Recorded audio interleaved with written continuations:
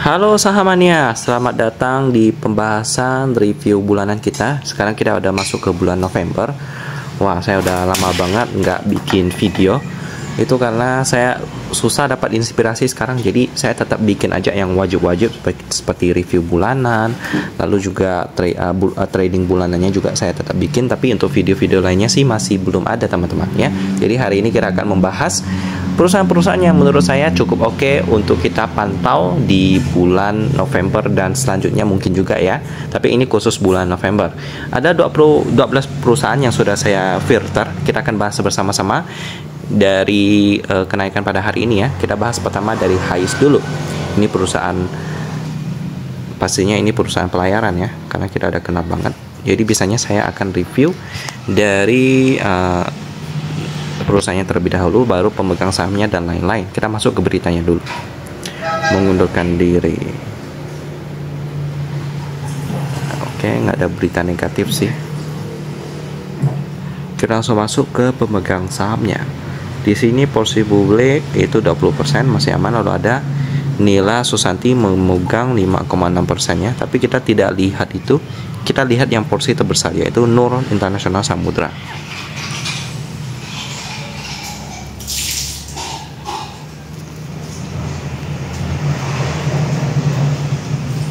Oke.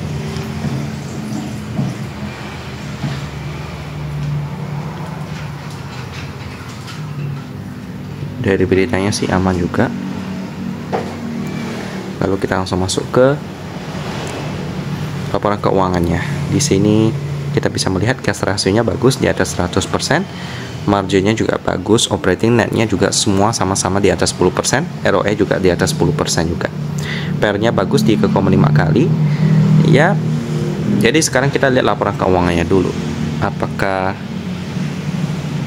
mereka ini memiliki prospek yang bagus?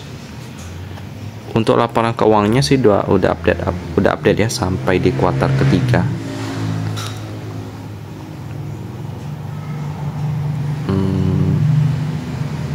Ini dia.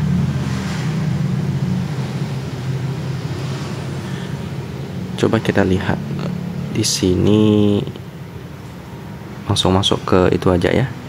Pendapatannya, dikurangi beban dapat laba bruto, dikurangi lagi beban dapat laba usaha, lalu ditambah pendapatan lain-lain dan beban lain-lain dapat laba sebelum beban pajak penghasilan 128. Jadi memang dari kegiatan operatingnya bagus banget, cukup tebal ya. Kita coba lihat pendapatannya datang dari mana. Apakah datang dari batu bara? Oke, jasa pengangkutan. Jadi dari pengangkutannya mengangkut apa belum diketahui sih di sini. Dari Bumi Rantau energi batu bara, Lestari. Jadi besar kemungkinan itu datang dari batu bara. Jadi kalau batu bara lagi sepi, maka pendapatannya itu bisa drop juga.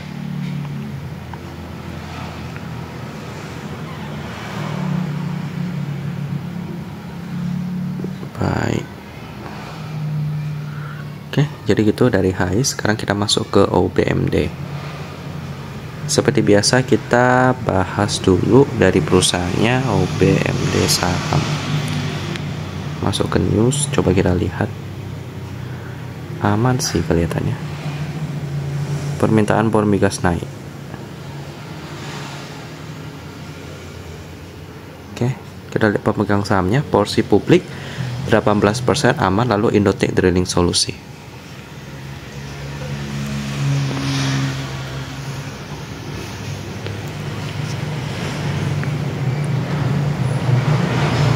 Oke, aman juga.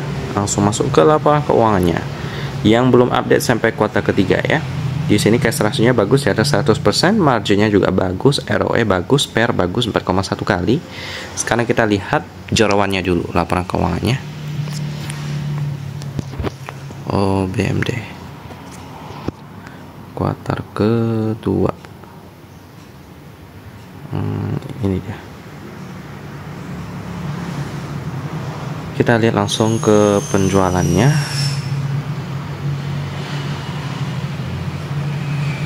Ini dia. Penjualan bersih dikurangi beban, dapat laba kotor dikurangi lagi, dapat laba usaha dikurangi lagi, dapat laba sebelum pajak. Jadi operatingnya bagus banget ya. Coba kita lihat penjualan bersihnya. Ini ya, dari pasar lokal sama ekspor lumayan seimbang di sini. Dan penjualannya itu semuanya kepada pihak ketiga, nggak ada yang pihak yang berrelasi. Dimana untuk baru Indonesia ada, lalu ada juga MS Oil and Natural Gas Corporation ya, meningkat terus pemesanan mereka. Yang mereka jual itu adalah bahan aditif untuk pengeboran sumur minyak gas. Jadi oke sih. Sekarang kita masuk ke yang ketiga, PSSI. PSSI saham. Lihat ke newsnya. Overall sih aman. Kita masuk ke pemegang saham. Porsi publik itu 11% ya. Lalu ada Indo Prima Marine 43%. Oke, tadi OBMD betul ya. Pemegang sahamnya kita lihat yang paling gede. Yep, betul. Sekarang PSSI Indo Prima Marine.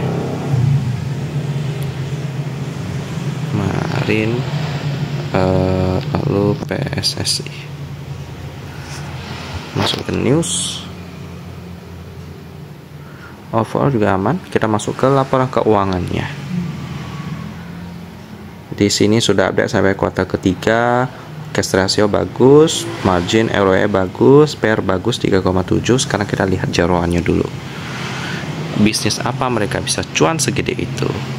Kuartal ketiga.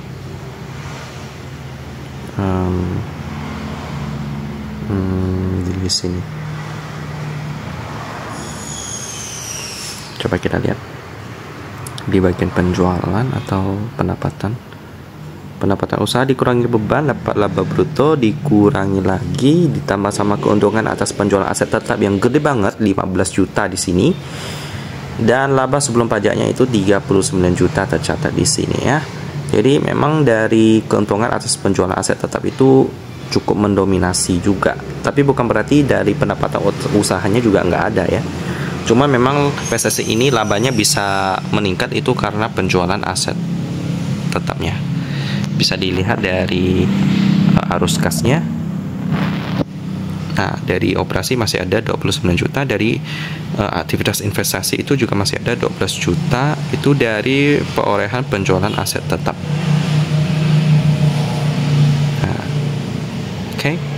Jadi coba kita lihat dulu dari pendapatan usahanya deh, apa yang mereka usahakan. Meskipun nggak benar-benar mendominasi. Ini ya, dari muatan apung dan pengangkutan. Mirip-mirip dengan Highs juga sih. Overall PSSI ini bisa dipantau sih. Ya, meskipun pendapatannya nggak 100% dari usahanya, tapi ada penjualan aset tetap seperti kapal. Kita masuk ke Adro sekarang. Oke, masuk ke news.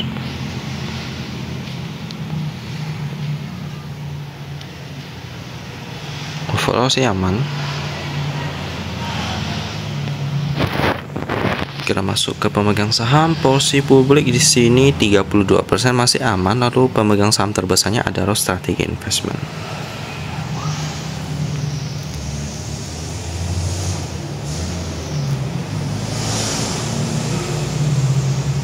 News. Overall juga aman. Kita masuk ke laporan keuangannya. Ini sih udah update sampai kuartal ketiga. Cash ratio bagus, margin ROE bagus, PER-nya bagus 3,2 kali. Cuman harus hati-hati. Ini Adro bergerak di sektor batubara. Ya, prospeknya sekarang sih udah lesu sekarang sih. Harga batubara stagnan di harga 100-an US dollar untuk yang batubara yang untuk apa itu ya, untuk pembuatan besi. Bukan thermal ya, thermal itu beda lagi harganya. Ini dia financial statementnya. Oh, metalurgi kalau nggak salah ya, untuk pembuatan besi baja. Kalau Adro ini kan mereka lebih fokus ke thermal untuk pembangkit listrik. Oke, ini pendapatannya dikurangi beban dapat laba bruto, dikurangi beban usaha dapat laba usaha dikurangi lagi, dan akhirnya dapat laba sebelum pajak penghasilan yang cukup mendominasi dari pendapatan usahanya. Nice. Apa yang mereka usahakan? Pastinya penjualan batu bara dong. Ini dia, penjualan batu bara. Yap, di sini kita bisa melihat ya, labanya udah mulai menurun dibandingkan tahun 2022, tapi masih lebih oke dibandingkan 2021. But overall harus hati-hati, ini ada penurunan. Siapa tahu di 2024 makin turun lagi. Dan ini akan membuat harga sahamnya makin turun lagi. Jadi memang dari batu bara. Sekarang kita masuk ke perusahaan SMDR.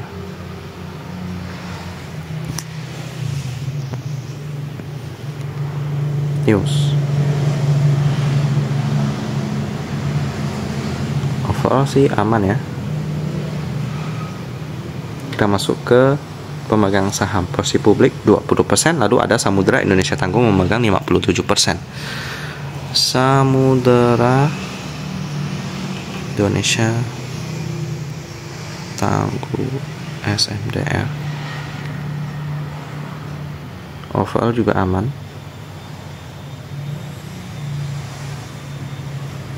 Oke. Masuk ke laporan keuangannya, sudah update sampai kuartal ketiga, cash ratio bagus, margin bagus, ROE bagus, PER bagus 3,6 kali. Oke, kita lihat jorowannya dulu. SMDR ini kuartal ketiga. Ini dia final. Coba kita lihat pendapatannya datang dari mana aja. Di sebelah sini pendapatan jasa dikurangi biaya, dapat laba bruto dikurangi lagi, lalu dapat laba sebelum pajak penghasilan 98 ya. Oke, jadi memang pendapatannya masih cukup besar. Coba kita lihat pendapatan jasanya. Pendapatan jasa dari pendapatan uang tambang masih lebih gede sih. Pendapatan dari jasa keagenan formalin dan pelabuhan. Oke, jadi mereka ada pendapatan dari uang tambang ya. Pendapatan uang tambang kayak gimana tuh?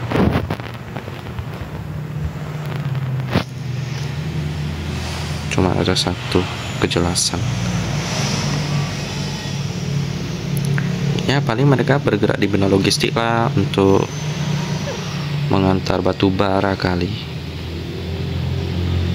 Oke, overall gitu. Sekarang kita masuk ke perusahaan selanjutnya. Ini logistik juga, TB saham.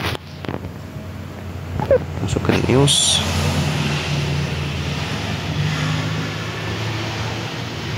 Oke, overall sih aman ya.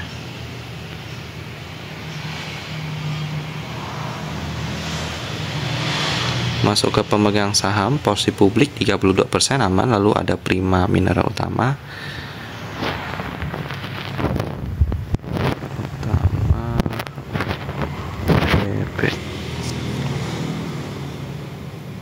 Jadi pemegang saham TB itu ada akuisisi aset Heru Hidayat ya, yang terpidana Jiwasraya. Bukan berarti TB itu tersangka, tapi mereka mengakuisisi gitu.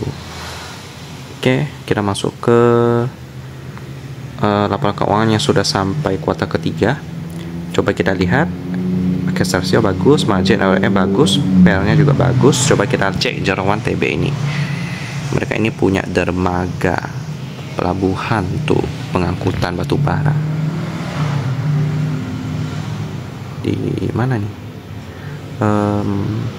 Kurang lengkap ya laporan keuangannya. Palingan kita lihat di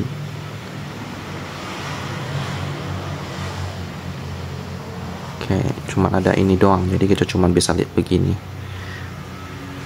ya, kayak gini. Nggak lengkap sih, kita nggak bisa lihat jorowannya. Coba kita lihat TB saham, kita langsung masuk ke websitenya, mungkin bisa dapat yang versi lengkapnya ya. Annual report,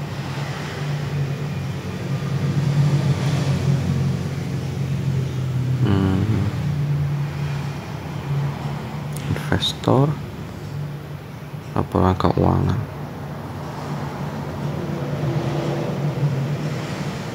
Yes, Yang 2023 mana ya? Enggak ada websitenya.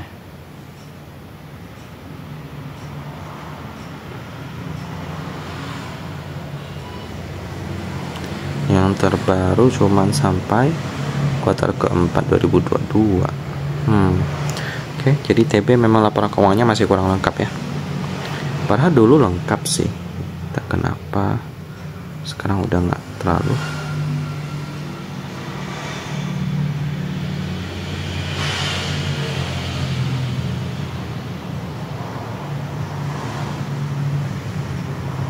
Coba kita cek bentar lagi. Kalau nggak ada kita lanjut ke perusahaan selanjutnya ya. Kayaknya sih nggak ada lagi. Oke, baik, kita lanjut ke perusahaan selanjutnya. TB ini masih oke ya, karena mereka bergerak di bidang logistik. Cuman ya memang sangat bergantung pada batu bara dikit sih. Kita lihat RPLI sekarang. Ini perusahaan yang cukup aneh juga, tapi saya tetap masuk ke dalam radar pemantauan. Dari berita sih aman ya.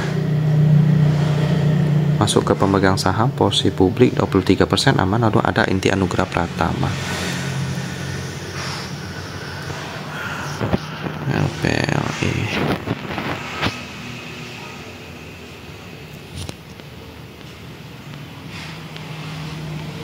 Oke, aman. Untuk pendapatannya udah sampai kuartal ketiga. Cash ratio bagus. Di ROE-nya bagus, cuman operating profit margin-nya minus ya. Jadi mereka ini dikatakan sebagai perusahaan penyewaan kos, tapi pendapatan mereka kebanyakan datang dari investasi. Jadi mirip-mirip dengan Palm yang punya SRTG ya. Mereka itu sawit tapi pendapatannya datang dari investasi. Tapi itu sudah diubah kok. Mereka udah masuk ke bidang usaha yang bergerak di bidang investasi ya. Ini tinggal LPL ini aja sih yang perlu diubah juga. PR-nya di sini sih oke. 0,7 kali. Murah banget malahan. Coba kita lihat curawannya bagaimana. Datang dari mana pendapatannya yang gede banget itu?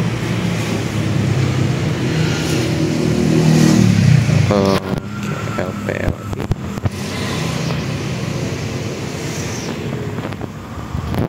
Sampai kuartal ketiga. Kita download dulu. Ini dia.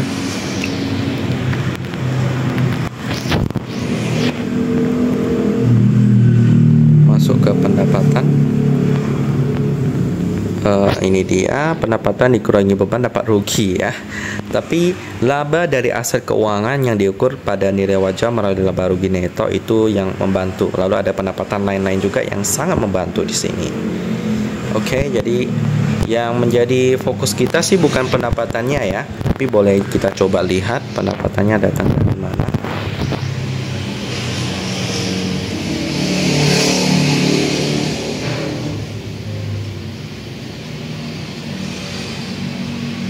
Nah, ini dia pendapatan sewa. Jadi dari sewa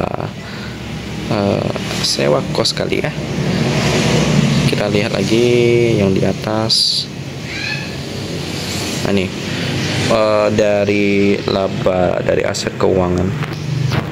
Laba dari aset keuangan. Dari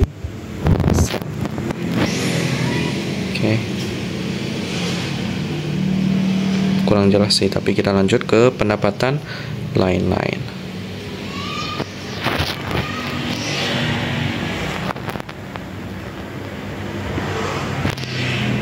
Spasi beban. Oke. Juga kurang jelas. Sekarang kita coba masuk ke laporan arus kas. Biasanya lebih jelas di sana. Nah, dari kegiatan operasi minus. Tapi dari aktivitas investasi ada ya, investasi jangka pendek. Lalu dari pendanaan itu kenaikan atau penurunan neto kas atau setra kas ada, lalu ada lain-lainnya. Jadi mereka ini ada deposito juga. Yang menjadi fokus kita itu investasi jangka pendeknya. Mereka investasi kemana?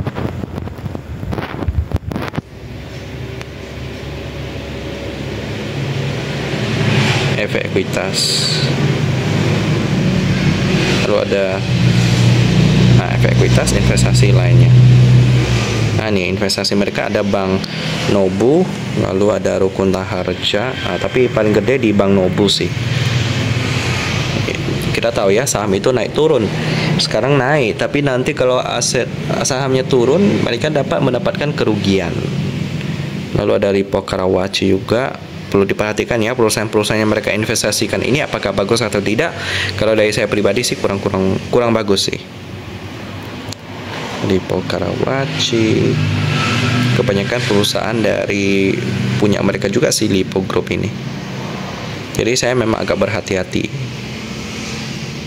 Capital Fund juga ada di sini. Investasi jangka pendek lainnya.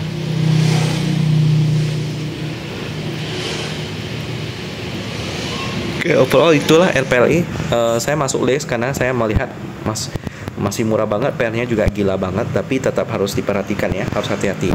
Karena mereka itu meskipun banyak keuntungan, tapi itu belum jadi cash, jadi bisa dibilang masih belum benar-benar aman, bisa naik turun asetnya. Sekarang kita lihat BRTA, ini perusahaan pelayaran juga. Oke, dari berita sih aman.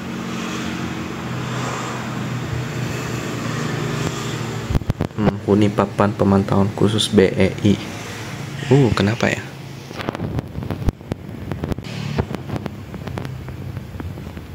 Oke, coba lihat papan pemantauan khusus. Ada masuk nggak yang BLTA? Nggak ada sih, cuman kenapa ada beritanya? Mungkin karena ada huruf BLTA di sini ya. Coba kita lihat ke halaman kedua.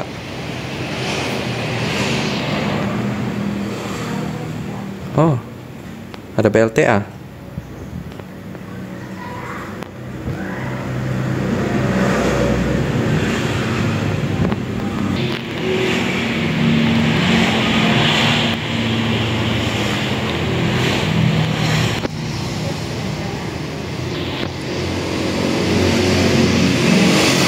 BLTA dapat special monitoring, apa artinya ya?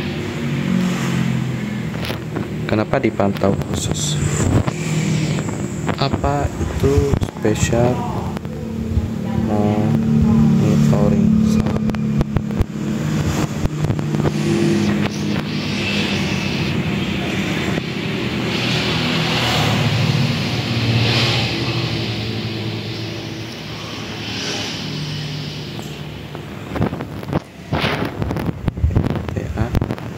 Special monitoring. Nggak ada. Karena overall special monitoring ya, nggak tahu apa artinya, tapi kita lihat dulu jarawannya. Oke, sekarang kita lihat pemegang saham. Posisi publik 40%, lalu pemegang posisi publik udah lebih dari 50%, dari 40 sama 27. Jadi oke. Saya nggak memperhatikan sampai ke sana ya, jadi kita delete dulu. Sisa 11 perusahaan. Sekarang coba kita lihat Indi. Ternyata kena special monitoring memang agak berbahaya ya. Sekarang kita lihat Indi.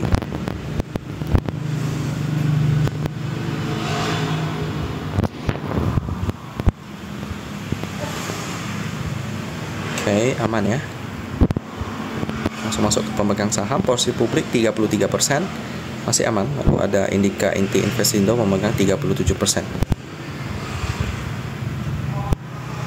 Investindo Indi. Oke, saya mau recheck lagi ya, apakah ada porsi publik yang kegedean. AIS enggak, OPMD enggak juga, PSSI enggak juga, Adro enggak ya, SMDR dia juga enggak, TP enggak, LPLI ini juga jadi cuman PLTA tadi yang saya kurang fokus, akhirnya kehapus juga dia. Coba kita lihat pemegang saham Indi. Overall aman ya. Kita masuk ke jorowannya. Cash ratio bagus, marginnya kurang bagus sih. Net profit marginnya 4% doang. Kalau kayak gini sih skip aja ya Indi ini ya. Sorry, saya juga kurang fokus, cuman lihat PR-nya doang. Kalau marginnya setipis itu sih kurang bagus net profit margin ya. Sekarang kita lihat KKG.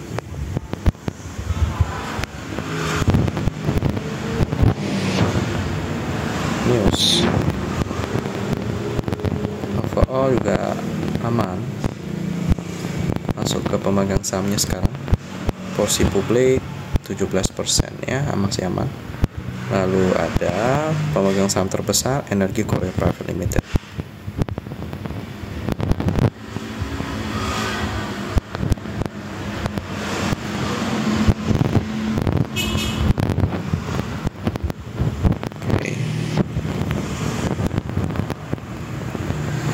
Overall aman. Sekarang kita lihat jorowan KKGI. Cash ratio bagus, margin bagus, ROE bagus, PR bagus 3,4 kali. Sekarang kita lihat jorowan KKGI. Ini perusahaan tambang, khususnya batu bara. Jadi cukup terefek kalau batu bara lagi lesu. Di sini dia. Makanya mereka rajin diversifikasi ya, tapi masih belum terlalu signifikan. Coba kita lihat jorowannya. Coba kita lihat pendapatannya. Di sini dia, pendapatan usaha dikurangi beban dapat laba kotor, dikurangi lagi beban dapat laba usaha, dikurangi lagi dapat laba sebelum pajak. Bagus, pendapatannya sangat mendominasi.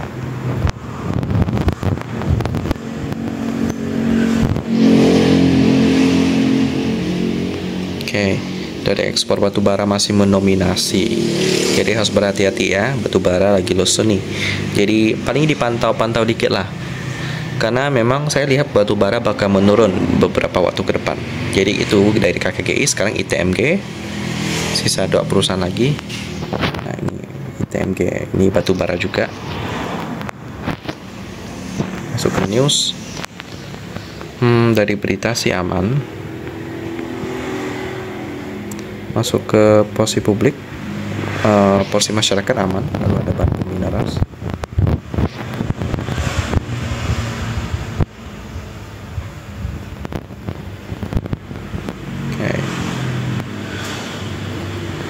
Overall aman ya. Masuk ke jorowan. Cash bagus, margin ROE bagus, PR-nya 3,3 bagus ya. Memang pendapatan dari sektor batu bara lagi menurun di 2023 dibandingkan 2022. Tapi kita lihat jorowannya dulu. ITMG kuartal ketiga. Baik, ini dia FS financial statement. Kita lihat pendapatannya di sebelah sini. Pendapatan bersih dikurangi beban dapat laba kotor, dikurangi lagi dapat laba sebelum pajak penghasilan. Kita lihat pendapatan bersihnya yang sangat mendominasi ini. Datang dari manakah? Ini dia. Datang dari batu bara dong pastinya ya. Oke, sekarang ke perusahaan terakhir. Ini perusahaan yang masih baru masuk ke dalam watchlist saya. Coba kita lihat. Masuk ke news dulu. Coba kita lihat dari berita.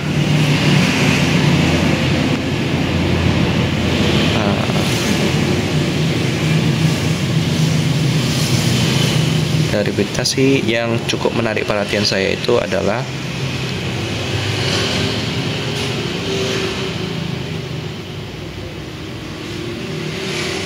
ini ya, gadai saham. Gadai itu ibaratnya kayak kita menjaminkan saham kita untuk pinjam pinjam uang gitu.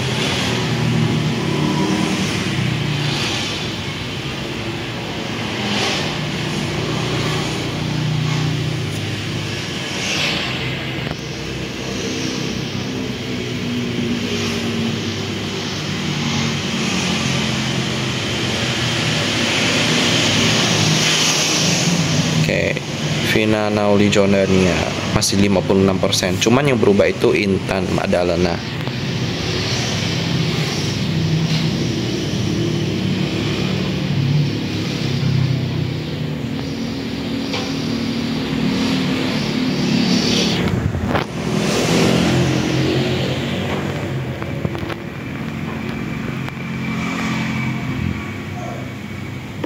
Aktivitas gadai saham.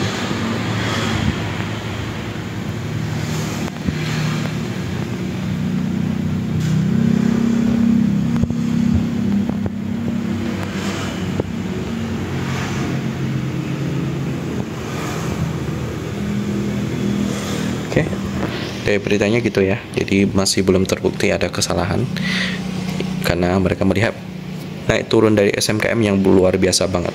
Pernah 1000, sekarang harganya 50-an. Oke, sekarang kita lihat pemegang sahamnya. Posisi publik aman 28%, lalu ada Vina Nauli Jordania. Nah, ini dia. Oke.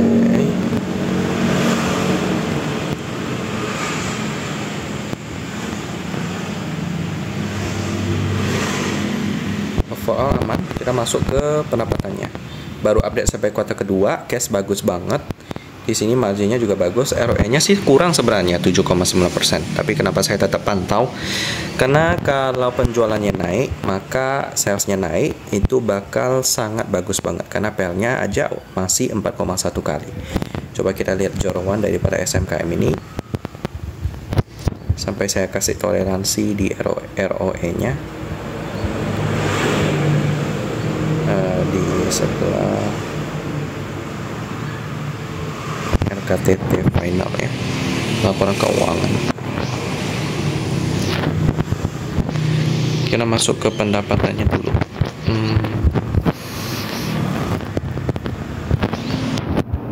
Nah, ini dia pendapatan, dikurangi beban, dapat laba kotor, dikurangi lagi, dapat laba usaha, dikurangi lagi, ditambah ya penghasilan lain, dapat laba sebelum pajak penghasilan. Jadi memang dari pendapatan sangat mendominasi.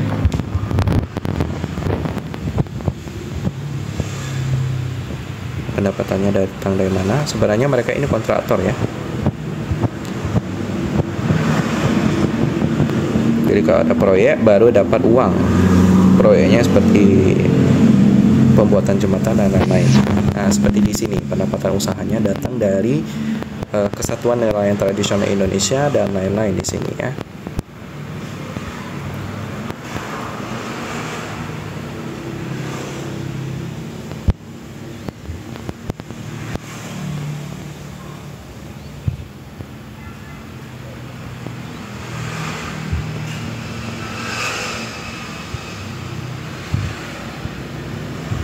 Oke, dari non Jawa pendapatannya paling gede. Malahan nggak ada yang Jawa di sini. Nah, ini dia pendapatan dari Kesatuan Nelayan Tradisional Indonesia pada tanggal 11 April 2022. Sesuai dengan perjanjian, perusahaan melakukan kerjasama dengan Kesatuan Nelayan Tradisional Indonesia. Ruang lingkup pekerjaan yang disepakati meliputi pembangunan perumahan KNTI Kuala Tanjung, Sumatera Utara. Perjanjian ini berakhir setelah pekerjaan dan pembayaran telah selesai 100% per item pekerjaan. Lalu ada Putra Tanjung Permai juga. Mereka itu pembangunan gedung dan kantor.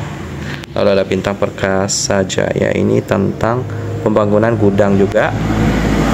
Terus Sinar Galuh Pertama, ini pembangunan gudang juga ya. Oke, overall gitu sih. Dari SMKM ini banyak proyek ya dia ya, cuman masih kurang. Salesnya baru 77 M. Kalau bisa lebih, oke nih. Lagi tunggu laporan keuangan di kuartal ketiganya. Jadi gitu aja listnya teman-teman. Ada 11 perusahaan di sini ya. Jadi ada HAIS, OBMD, PSSI, ADRO, SMDL, TB, RPRI, KKGI, ITMG, SMKM. Yang patut diperhatikan itu perusahaan batubara sama pelayaran, karena kedua ini sangat berhubungan satu sama lain. Jadi yang nggak berhubungan itu balikan OBMD, lalu RPRI, lalu ada juga SMKM. Jadi cuma 3 yang nggak ada berhubungan dengan batubara dan pelayaran. Tapi RPRI ini harus diperhatikan ya, harus hati-hati karena ini mereka itu investor. Saham mereka itu bisa naik turun, berbeda dengan SMKM yang benar-benar ada proyek, sama OBMD yang ada produk yang mereka jual. Jadi gitu aja untuk pembahasannya teman-teman untuk bulan November ya. semoga semakin cuan. Jadi gitu aja untuk pembahasannya, saya tutup dan kita ketemu lagi di video selanjutnya.